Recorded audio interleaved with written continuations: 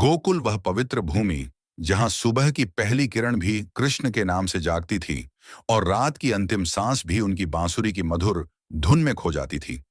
यही वह स्थान था जहां नंद बाबा के आंगन में जन्मा यह नन्हा बालक पूरे गांव के लिए प्रेम, आशा और आनंद का अवतार बन गया।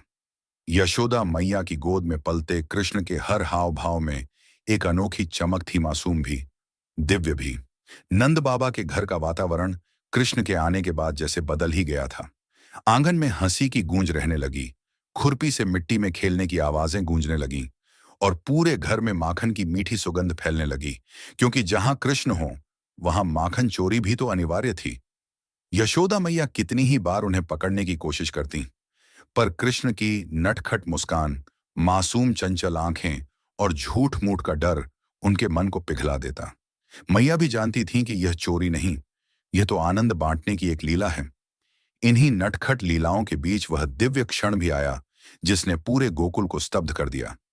एक दिन नन्हे कृष्ण ने खेलते खेलते मिट्टी खा ली और जब गोपियां शिकायत लेकर यशोदा मैया के पास पहुंची तो उन्होंने कृष्ण से मुंह खोलने को कहा। नटखट कान्हा ने जब अपना छोटा सा मुख खोला तो यशोदा मैया जो देखने वाली थीं, उसके लिए कोई शब्द पर्याप्त नहीं था। उनके सामने पूरा ब्रह्मांड झिलमिलाने लगा। अनगिनत नक्षत्र, समुद्र, पर्वत, दिशाएं, काल, सृष्टि और समय, सब कुछ उनके बालक के छोटे से मुख में समाया हुआ था। कुछ पल के लिए मैया की सांसें रुक गईं और फिर जैसे कोई दैवी मोहनी उनका मन ढंक गई हो। अगले ही क्षण वह दृश्य लुप्त हो गया और सामने फिर वही मासूम कृष्ण खड़े थे, आंखों में भोली मुस्कान लिए।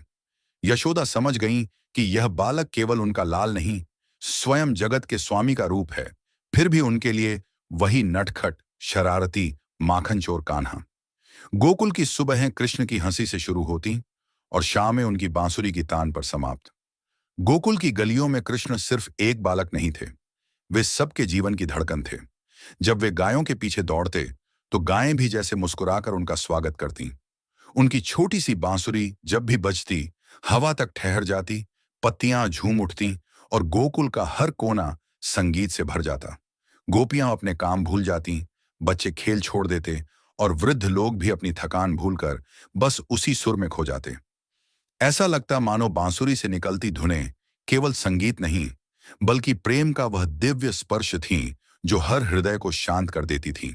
जब वे चरणागत होकर गायों के झुंड के साथ लौटते तो उनके पैरों की धूल हवा में सोने जैसी चमकती।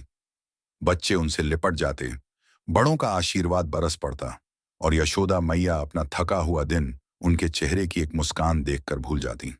गोकुल के लोग कहते, कृष्ण नहीं, स्वयं आनंद हमारे बीच आया है और